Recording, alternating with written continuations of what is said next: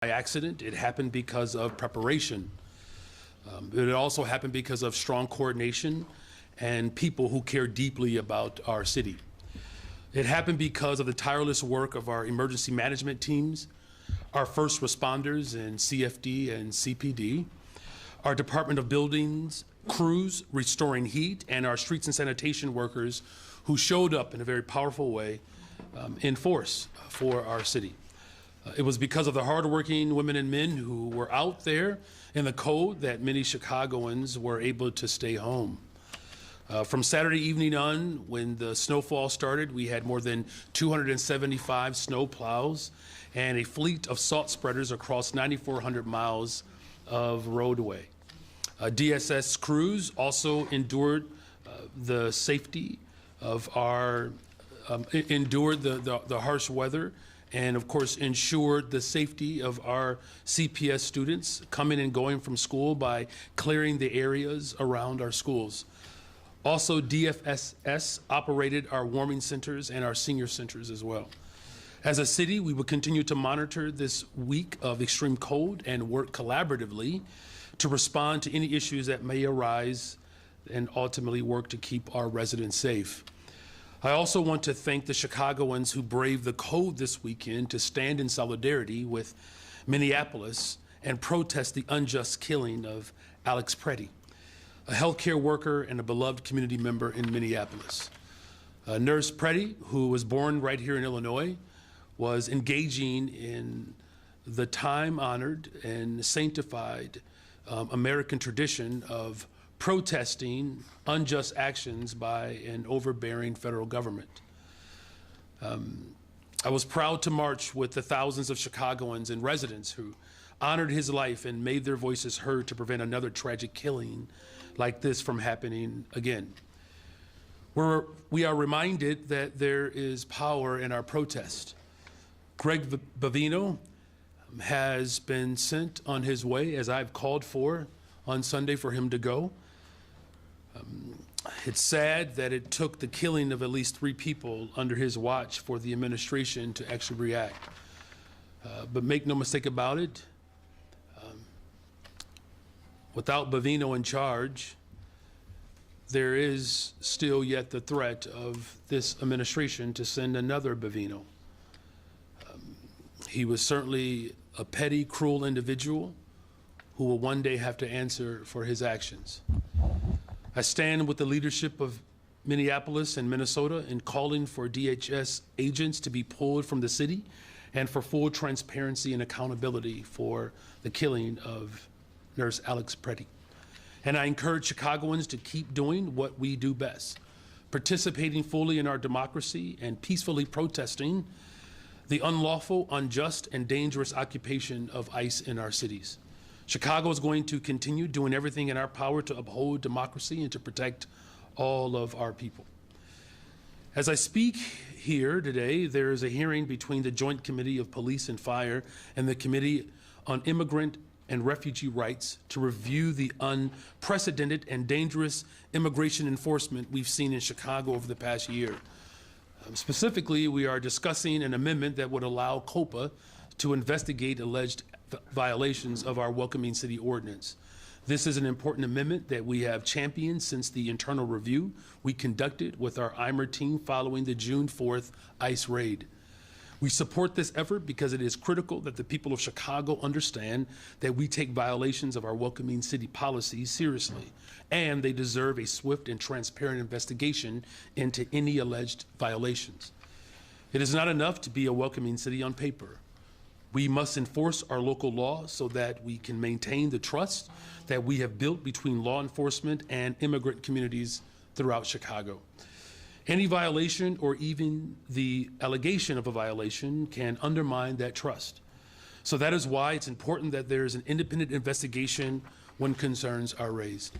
This amendment would allow COPA to do just that, and we hope that the council will support this common sense measure. We will not let fear-mongering or hatred dictate our values nor change who we are. We remain committed to using the full force of local government and our partnerships to protect the safety and dignity of all who call the city of Chicago home. My team is looking at additional measures that will be released in the coming days to continue to lead the nationwide response for cities. This moment challenges us to look at measures that we hadn't previously considered. We are working closely with community leaders, our allies on the City Council, and responders on the ground to build in mechanisms for accountability and justice. So thank you all again, of course, especially to the Chicagoans who are standing up for our neighbors and our country at this moment. I'm very proud to stand with you all. And with that, I'm happy to take and answer any of your questions. Good afternoon, you all. We'll have time for 2 questions. Start with Justin. Thanks. Come here.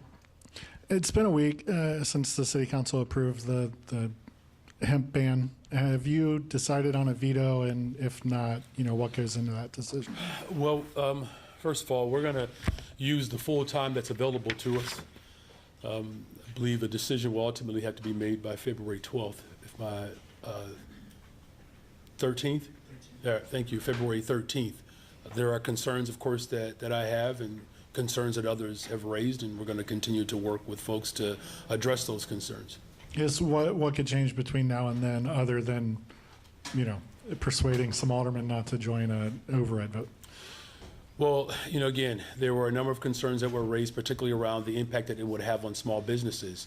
There are thousands of small businesses that have been or are being threatened by this ordinance. And as we continue to build safe and affordable communities, it's imperative that we encourage business and economic activity and vibrancy.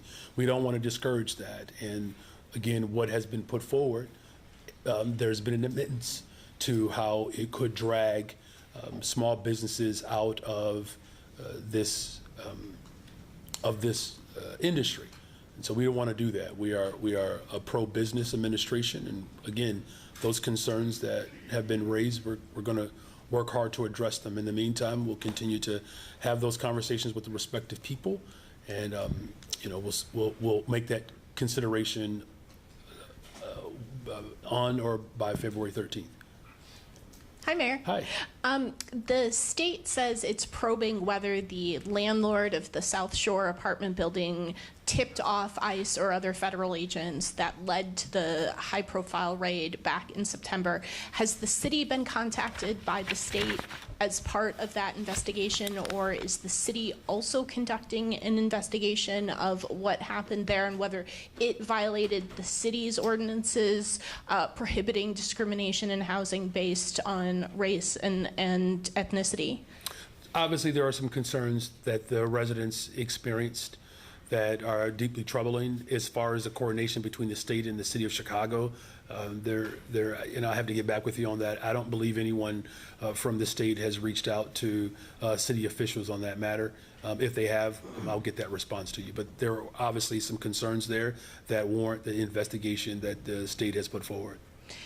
Can you give us an update on the proposal put forward by Alderman Hopkins at the last City Council meeting that would give the superintendent additional authority to issue dispersal orders if there is intelligence that there's a planned teen trend? Have you had additional discussions about what that ordinance will look like, and do you anticipate it coming back to council in February?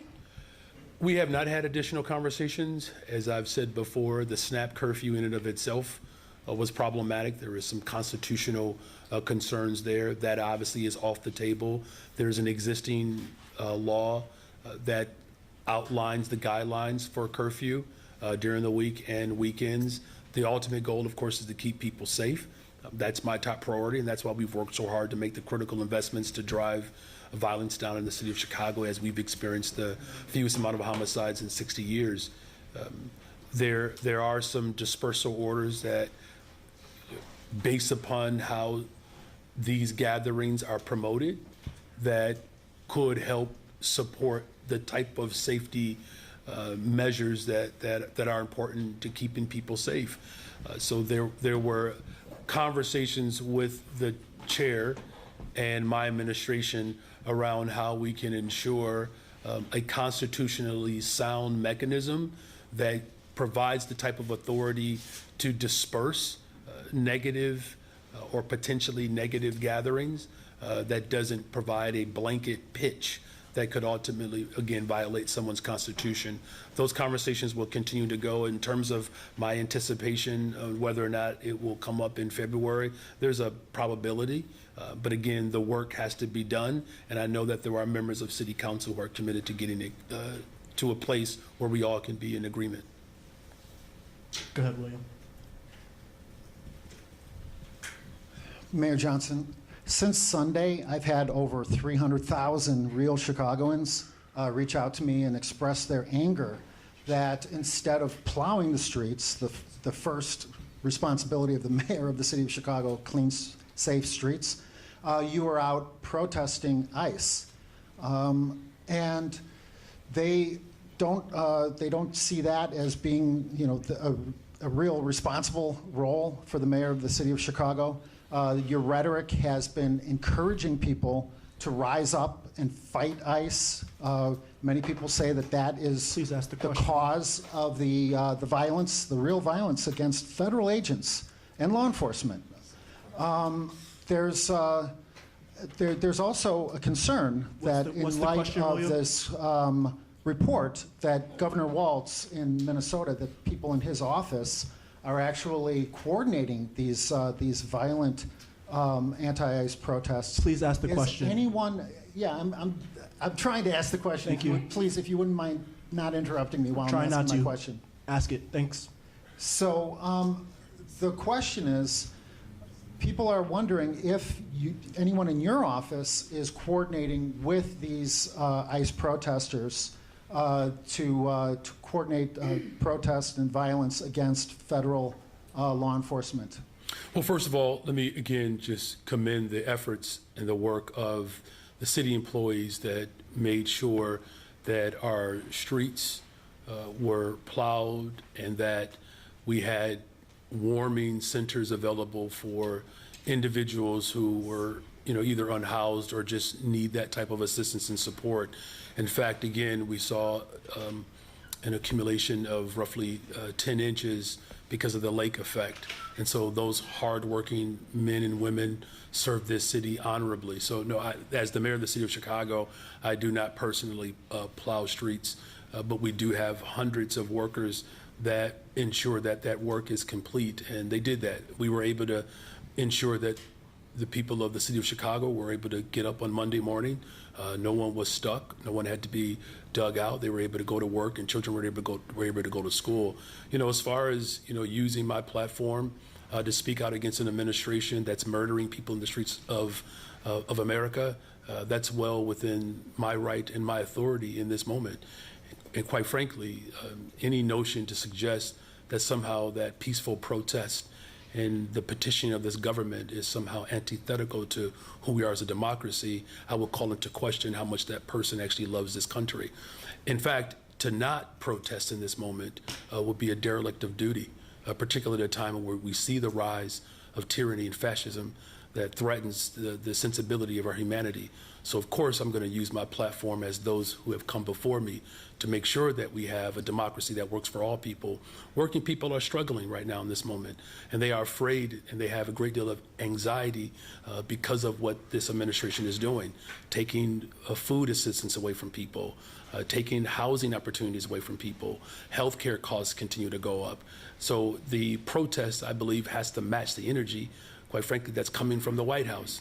So yes, I'm going to continue to encourage people to rise up, lift their voices up against this authoritarian rule, because if we do not do that, all of us will be subject to the type of harm and cruelty that this administration wants to continue to spread against the hardworking people of this country. Well, speaking of the hardworking people of Chicago, who you are telling them that they need to pay their fair share, they need to pay their bills, their fees, their fines, their taxes. There's a report that your political mentor, CTU President Stacey Davis Gates, is not paying her bills. Obviously, you know, there's a question about your water bill, the fees and the fines that outstanding fees and fines that you haven't paid to the city of Chicago. And now we're even hearing What's that the question? former mayor Lori Lightfoot hasn't been paying her personal bills. She's being sued for her credit card bills. How is it possible for elected officials and other people who work for the city to not pay their bills, their fees, their fines, their personal bills, when you are berating the people of Chicago, the working people of Chicago, to pay their fair share? Yeah, well, first of all, if you have been paying attention, which what you're articulating suggests otherwise, I've called on the ultra-rich and big corporations to pay their fair share in taxes, and that is a worthy, righteous call. Whether you live in the city, I would ask that you respectfully not interrupt me, because I didn't interrupt you, respectfully. Whether you live in the city of Chicago or any city across America, whether you live in rural America, the people of this country are hurting as prices continue to go up under the Trump administration. And so the big tech companies and the corporations that the Trump administration has favored have to pay their fair share in taxes, right? And so that's what we're calling. Stacey Davis Gates are you going to ask her to pay her bills? 2 questions. Are you going to ask her to pay the 300 or 400K that she owes the city? Yes or no? As I've said repeatedly, these big corporations and the ultra-rich have to pay their fair share in taxes. Thank you for your question. So you're not going to ask her to pay? She gets a special I hate pass? to have to remove you. Thank you. Hi, Mayor. Which way are we going? With Alice. Okay, hi, Mayor. Hi. The city's 3 sister agencies, CPS, CTA, and CHA, have been without a permanent head for a while now. How soon is that going to change? And what do you say to concerns that this makes it more difficult to fill other exec positions, such as general counsel, IGA, for these agencies? Yeah, look, the interim leadership that we've had in place, we continue to work hard to ensure that government does not get halted as we go through a full vetting process. So for instance, you mentioned an interim CTA president, right? Having an interim did not stop us from working hard in Springfield to land critical investments to ensure that our CTA can be affordable, reliable, and safe, right? The interim process of going through the standard process of vetting for CHA has not stopped us from ensuring that we're building affordable homes and we're making critical investments around how public housing has to show up for working people in this city. Same thing with our Chicago public schools, right? We've secured contracts with essentially all of our labor groups, with the exception of Unite Here, which we're going through that process now, to make sure that our lunchroom workers get a fair contract. And I'm going to work hard with CPS to ensure that that takes place. So in other words, the interim process does not prevent us from executing government. We're going to make sure that we have individuals in these positions that bear the conviction that I have, and that is to build the safest, most affordable big city in America. And we do that through critical investments around public sector operations. That includes all of them. So, again, it's not indicative of whether or not we can continue to accomplish our goals. It just shows you how thorough I am. And just to follow up, any timeline for those 3? As soon as we find individuals that fit the mold, as I said, someone who bears the conviction that I have, which is to build the safest, most affordable big city in America. Thank you. And your senior advisor, Jason Lee, told Punchbowl News that he's been volunteering for Congresswoman Jasmine Crockett's Senate campaign. Is that also your understanding? And how can he prioritize being a top aide for your office if he's also helping out with a pretty high-stakes Senate campaign in Texas? Yeah. Well, look, there's no secret that our nation is in turmoil right now. Serious turmoil. And we're going to have leaders that have the real core conviction to stand up for working people in this country. That's an important race. It's the state of Texas. The opportunity to elect someone like Congresswoman Jasmine Crockett, that doesn't happen very often in this country.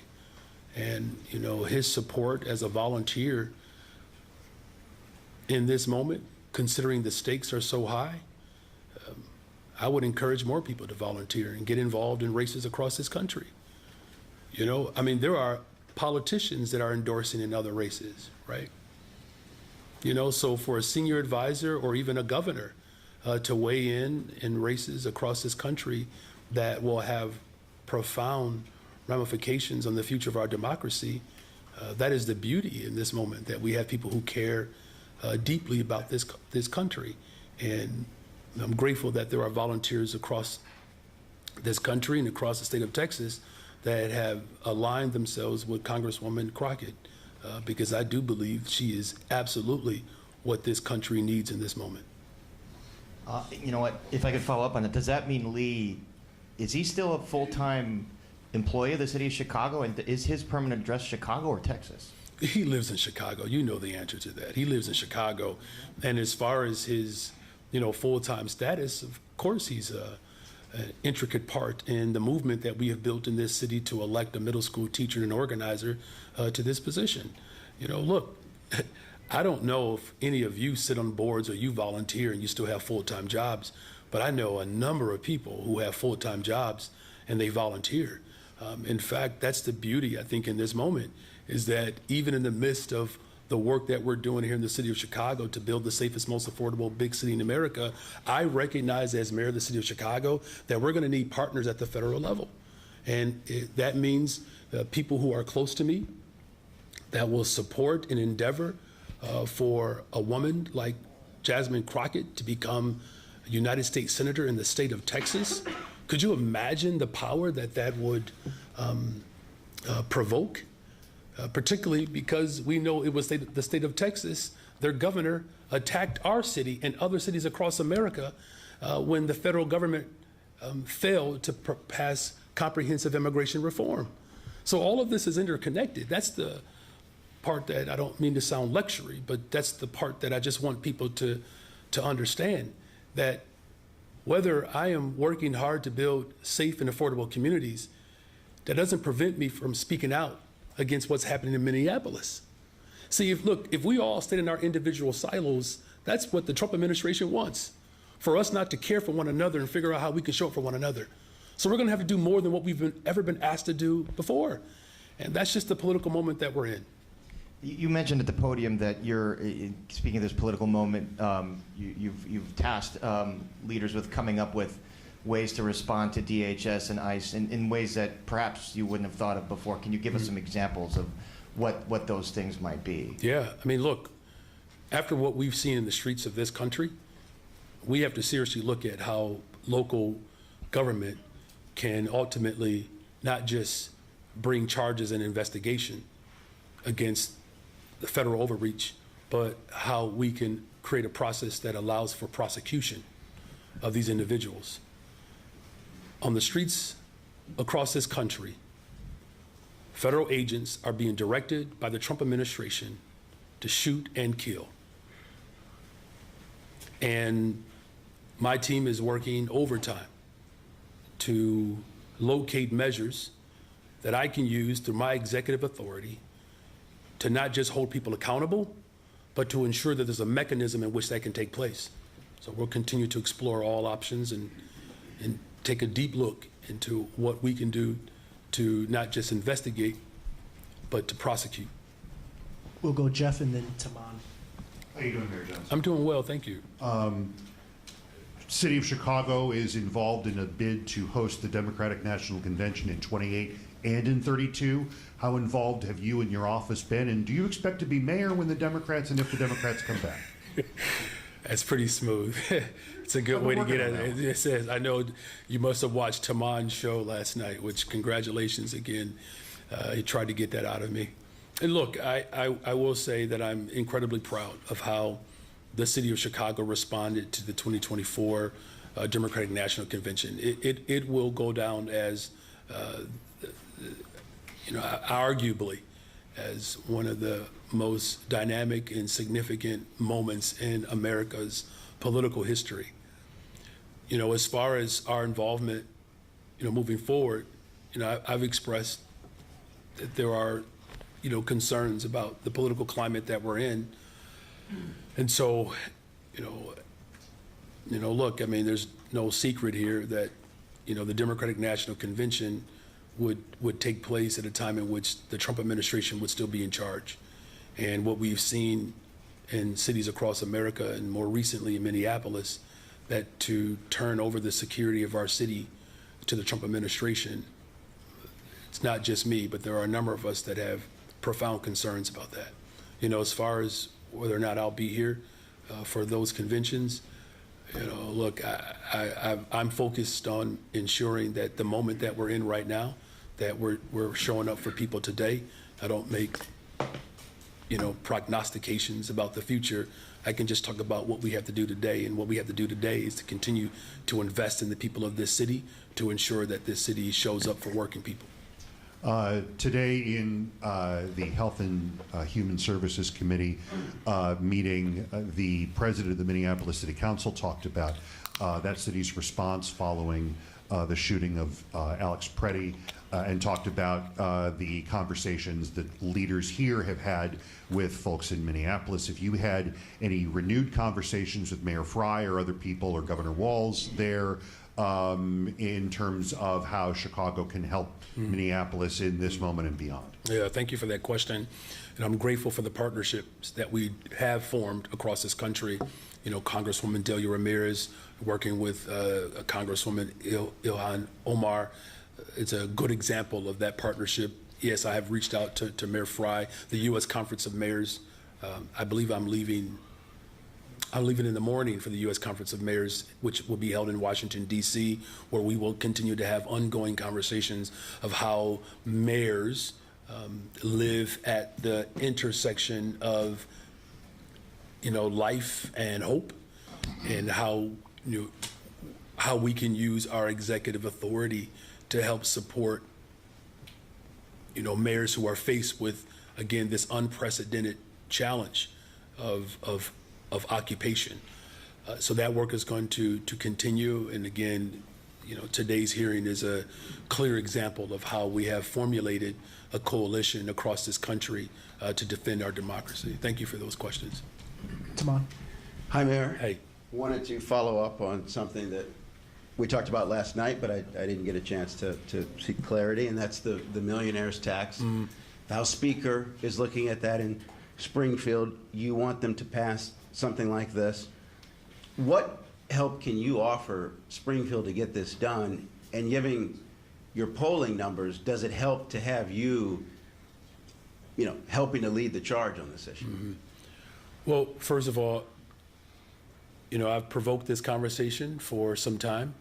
The millionaire's tax, the digital ad tax, these are progressive tax proposals that can help provide real relief to working people across the city of Chicago and, quite frankly, across the country. That's what's especially important in this moment, is that we are providing tax relief for working people. We're providing critical services for working people. We're funding our public education system across the city and the state. You know, I mean, as far as what else I can do, I mean, again, you know, I've been the loudest champion. You know, the Speaker of the House has expressed support for this. That should be some indication of how I'm helping. I've spoken to the Senate President about this as well. He understands the need for progressive revenue. And, you know, as far as polling is concerned, I believe 80% of Chicagoans supported a corporate head tax. 70% of Illinoisans believe that we need to fund our schools stronger. What's the most important polling here? A moment in time around how people might feel about a politician, or a moment in time of how people feel about how politicians should show up for them? See, that's my focus, right? Look, I get it. I understand why people want to continue to take shots and dig in on that. I get it. Let's center people, okay? The vast majority of Chicagoans have made it very clear that the ultra-rich and these big corporations have to pay their fair share in taxes. Make it about the people, not a politician. I would actually be curious how politicians feel about the polling that I just described. That overwhelmingly, working people believe that politicians should do more to challenge the ultra-rich. That's what my focus will always be. It's not about my own personal ambition or endeavor. I have one responsibility: to build the safest, most affordable big city in America and stand up for working people. We need Springfield to do the same. something about this venue. My questions always fire you up. Way off topic. My colleague is looking at doing a story about Bronzeville's Black metropolis area. So Bronzeville has a history as one of the most impactful Black communities in the country. What's ahead in Bronzeville's future? Yeah, thank you for that question. And, you know, me being fired up to mine, I don't know if it's about you. I think it's just something that comes innate. You do have a way about yourself, though. Let me watch his show, you all. I always admire his Yes. Yeah, well, all right. No one has ever said that before, by the way. Yeah, I mean, look, I think, you know, the story of, you know, Black Chicago is a real profound one. You know, I was just, you know, with some people, you know, last night, and, you know, just having a discussion around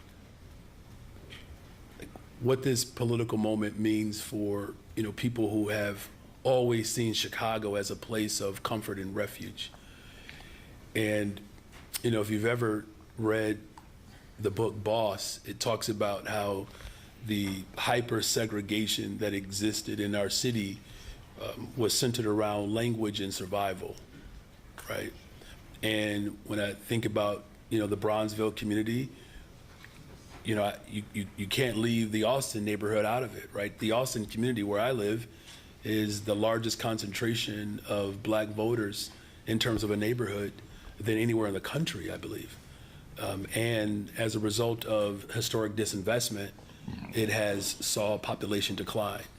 And the question around the future of Bronzeville and its historical relevance of the future of Black existence in this city, it's why we put forth the $1.25 billion bond deal to build more affordable homes. It's why we released the largest TIF surplus back into our schools in the history of Chicago to ensure that Black families feel confident that they will send their child to a school that's fully resourced. And so, you know, the missing middle program, if you will, building multi-units with owner-occupied space where you can build generational wealth and set up shop in, you know, the neighborhoods that have been indigenous to Black folks for generations.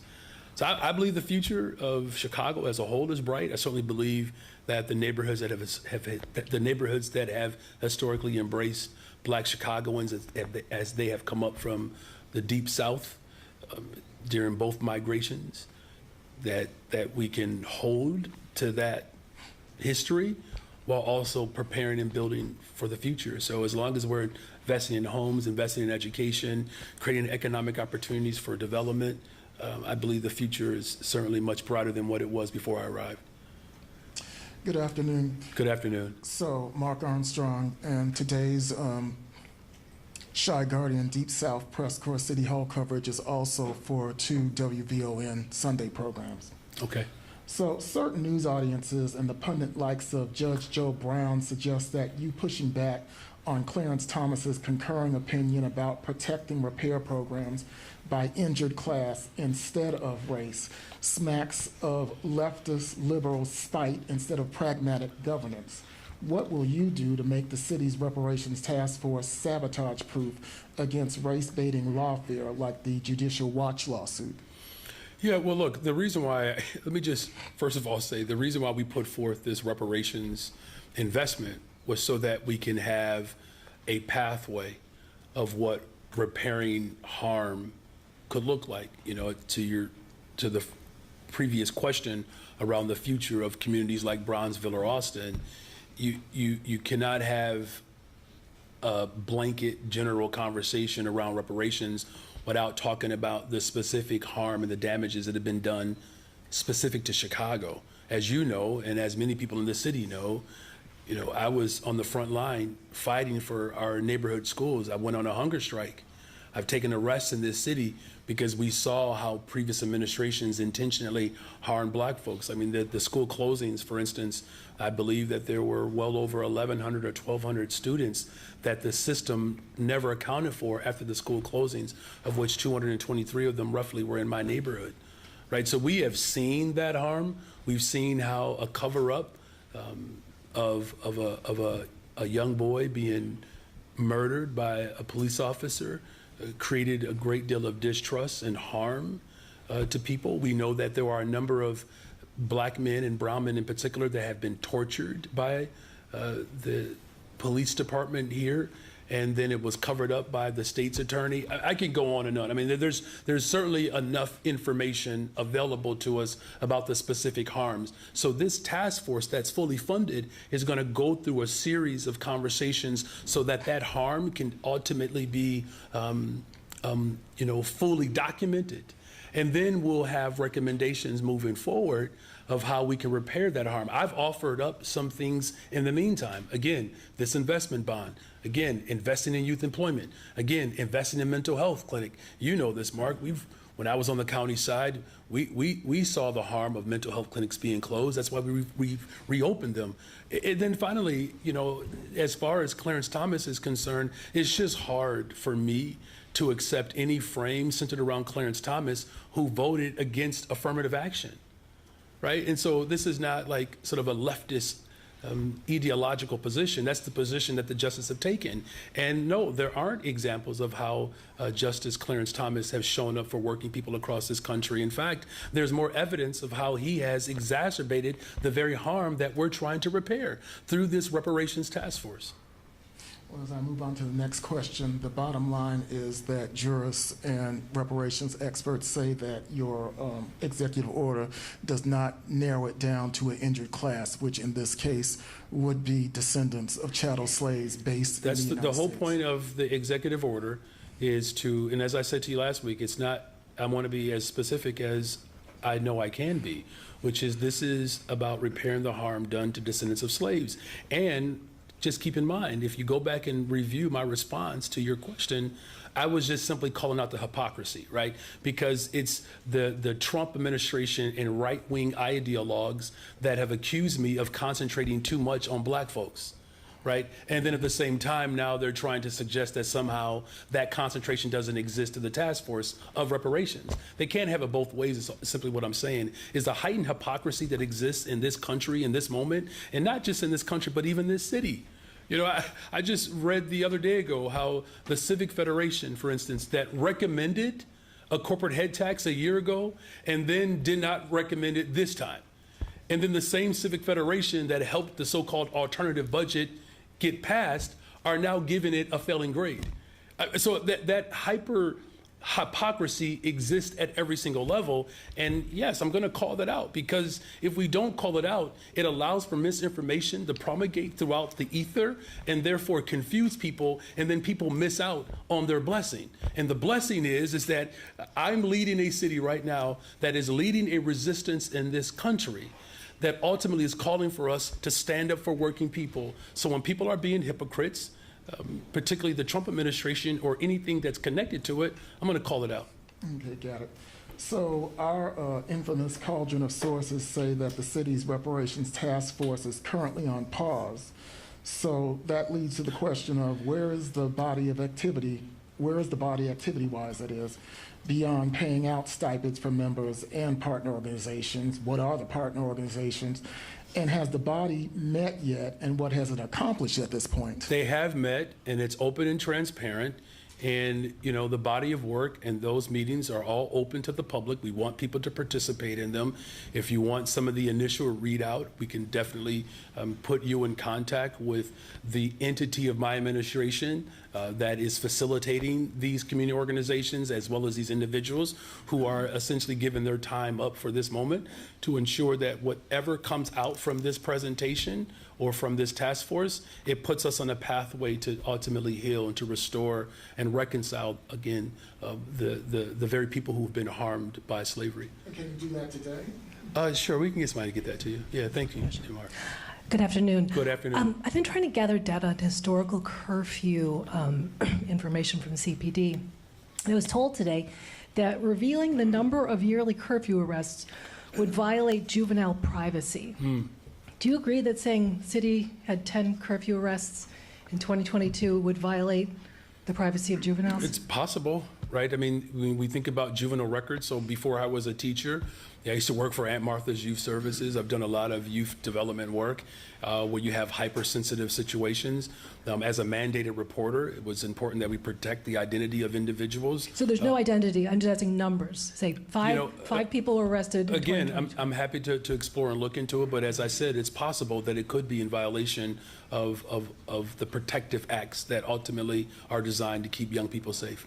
Okay, yeah, I've talked to tons of reporters who have gotten tons of numbers, plain numbers, not names, not even where they live, and they say that They just didn't give it to you, but other reporters have it? Yes, Oh, yes. well, you Injustice should've Watch just- has a whole story on Oh, youth. well, you should have just led with that. So that could be some sort of misunderstanding. If you're saying these numbers have been made available? No, 12 days ago, I FOIA'd them, and I heard, took them 12 days, took the FOIA office at CPD, 12 days to say, oh, these can't be revealed because it's. Well, perhaps there was a misunderstanding in the FOIA request. If you're just asking for some specific numbers, again, I don't have the answer to that. There could be a legitimate bona fide reason why it was not released, depending on what was in the FOIA. I'm happy to have our team just look numbers. into it. 10 people. Got it, loud and clear. You just Including wanna know. me. I got arrested for curfew, total, and you know what? I want the world to know. Oh, wow, okay. Because I'm that young. Oh, yeah. It was in the 80s.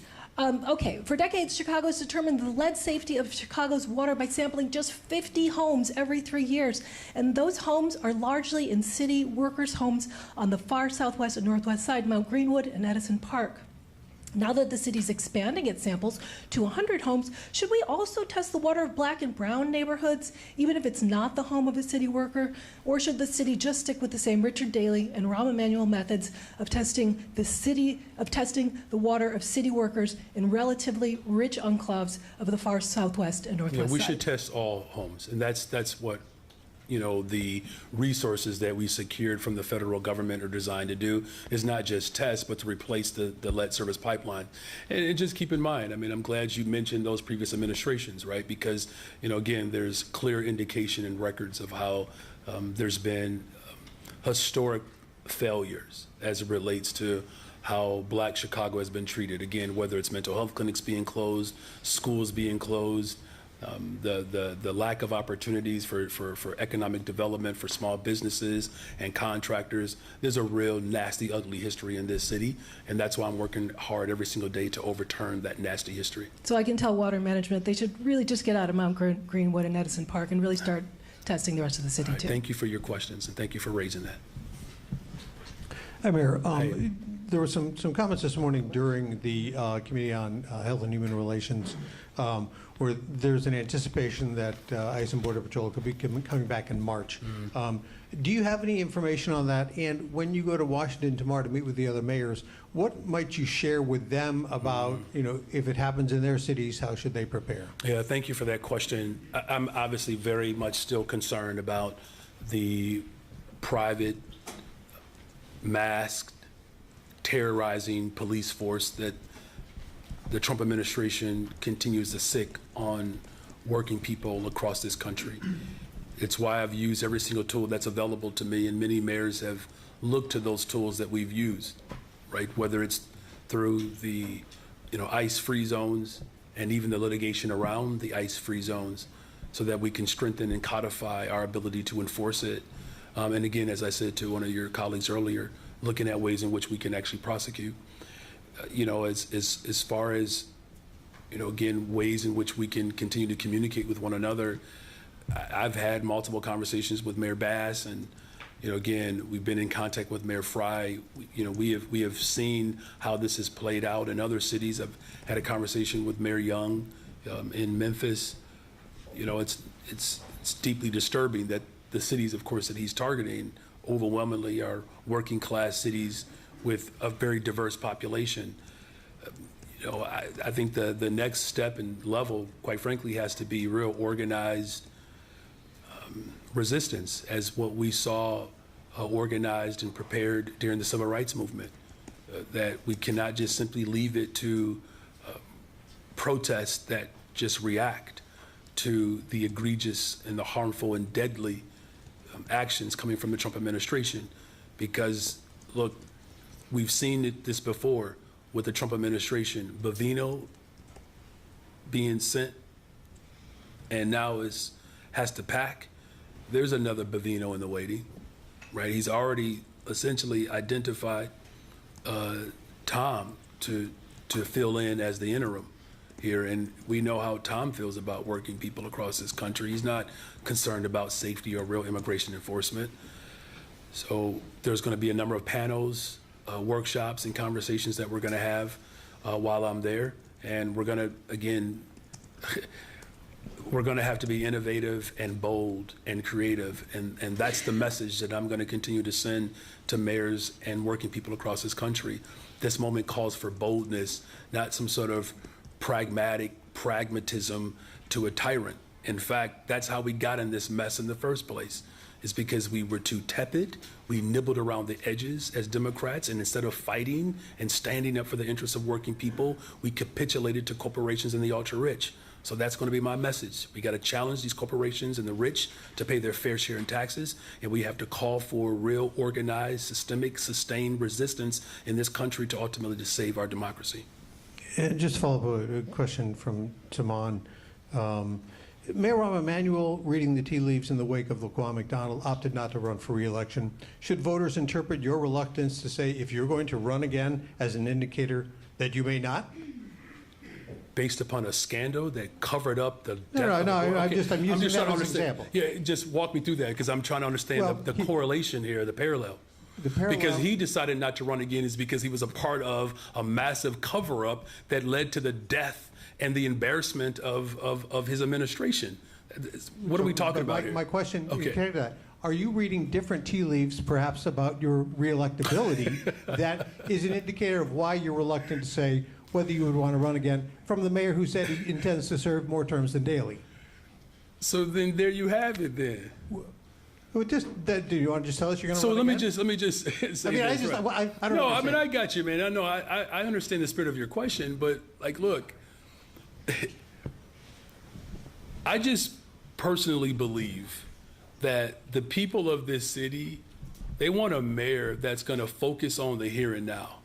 The politics, we'll get to that. I know people are becoming more accustomed to election cycles lasting 4 years. And in fact, to that point, I just thought this was hilarious. So when I first won April 4th of 2023, the Tribune editorial said that Mayor Johnson, or Mayor-elect Johnson, thanked everybody, including God, except for Barack Obama. Like, I couldn't even make up that headline. I mean, like, this notion that somehow I'm distancing myself from my base. The reason why I'm not quick to talk about my political future is because I do not want the people of Chicago to be distracted today. You know, we're coming off of, 10 inches of snow and, extreme weather. And I'm working hard to make sure that the delivery of services are reaching people. Of course, we're building an operation in this city that's going to finally show real legitimate care to working people. So it's not, I don't take it as animus. It's just that I have been more focused on the here and now, just because I don't want, and I know I can't control this, but just bear with me. As a former middle school teacher, I just don't want my political future to become the dominant discussion while people are hurting every day. We'll get to that when that time permits. You got people who have kind of declared, almost declared, at a time in which the President of the United States of America is not even being held accountable by Congress. So that's where my focus is going to be. And, as far as my own political future, we're just going, there's a song that I remember my older brother would sing growing up in the church, and he would just sing this song called One Day at a Time. You all know that song, One Day at a Time? There's a... Okay.